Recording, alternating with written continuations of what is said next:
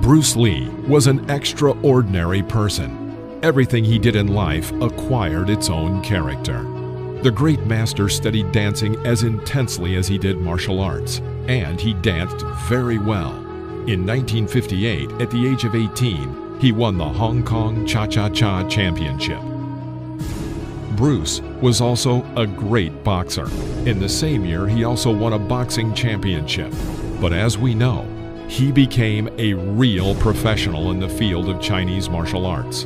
Until now, years after the legend's death, many still criticize and doubt his fighting skills and training methods, believing that he was just a good actor and nothing more.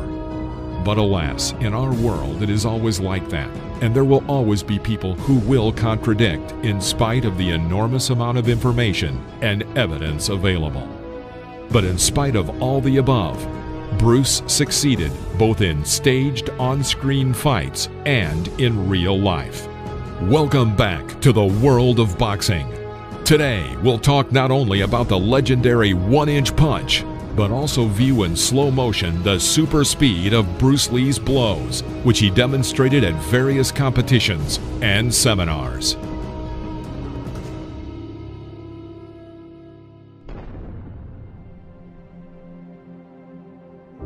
Bruce Lee could deliver a blow in 5/10 of a second from a distance of 1 meter. That is 1/20th of the time it takes for a person to blink. And in 8/10 of a second, he could strike from 1.5 meters. The standard camera, shooting at 24 frames per second, could not cope with the task of recording Bruce's blows. His strikes were not visible.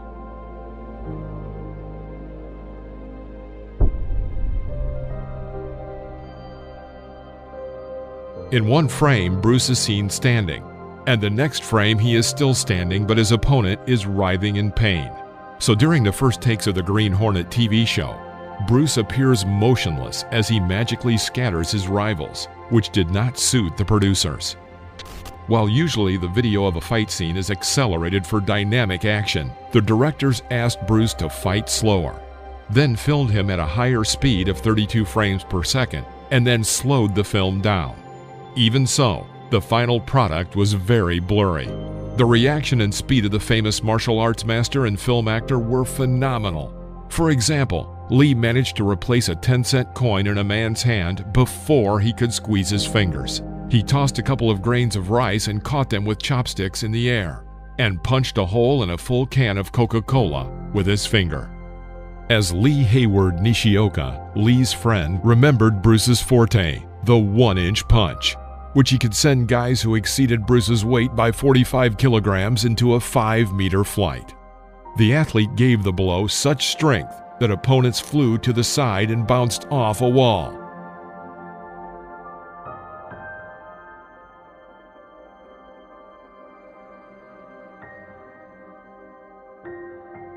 Bruce Lee holds such world records as the most consistent knockout at 18.6 seconds, the fastest knockout from a punch, 3.2 seconds, the fastest KO kick, 86 miles per hour, and the fastest knockout, 1.2 seconds.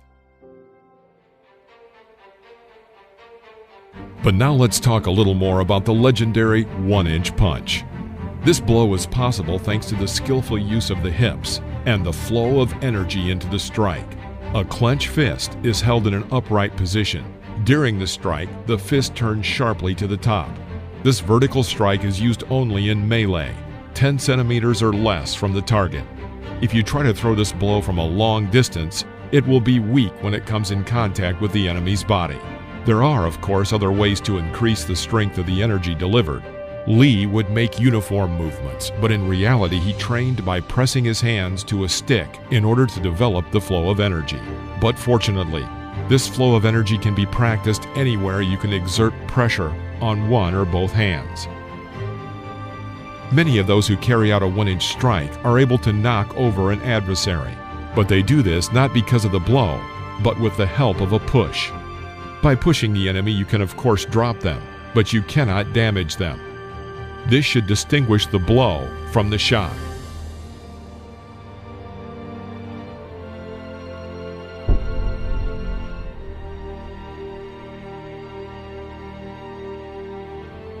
When you strike, your strength is concentrated in the moment of contact, and when you push, your strength only begins at the moment of contact and is usually lost when you fully extend your arm.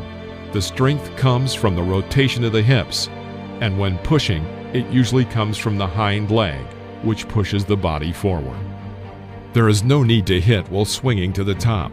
The punch must be aimed straight, and the fist must be squeezed a second before striking the target. To relay power to the blow, you must jerk your other hand sharply in the direction of the body at the moment you touch. If you take a step to carry out the blow, then your fist must reach the target before your foot hits the floor. Otherwise, your power will go into the floor instead of giving strength to the blow. The hips and shoulders must begin to act before the arm so that the punch is fast, strong, and accurate.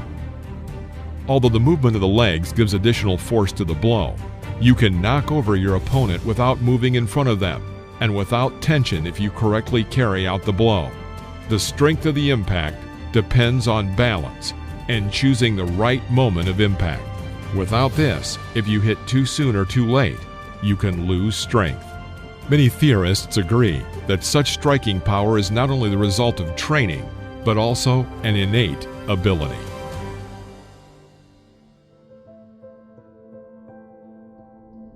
And now I suggest you look at one of the scenes from the off-screen footage of the movie Enter the Dragon, where Bruce and his understudy practice the production of the fight scene.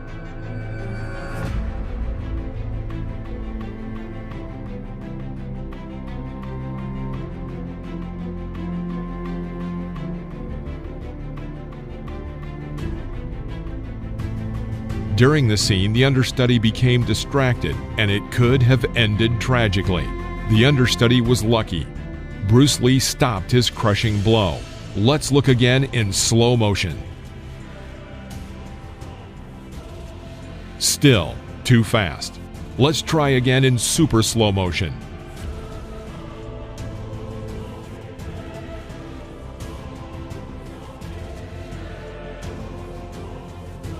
Incredible speed. Even super slow motion is not enough.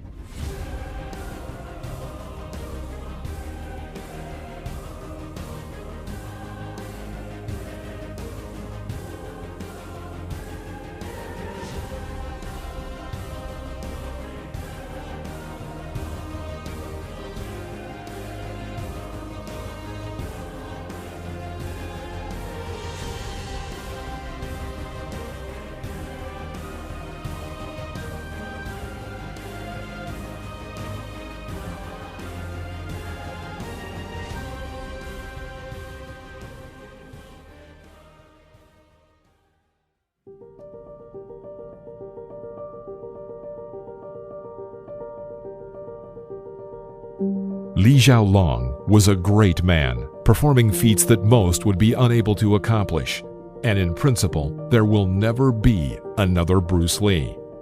Unbelievable speed, strength, and a remarkably strong blow. So much so that his strikes were too fast for the cameras to capture, and Lee was asked to do the punches a little slower.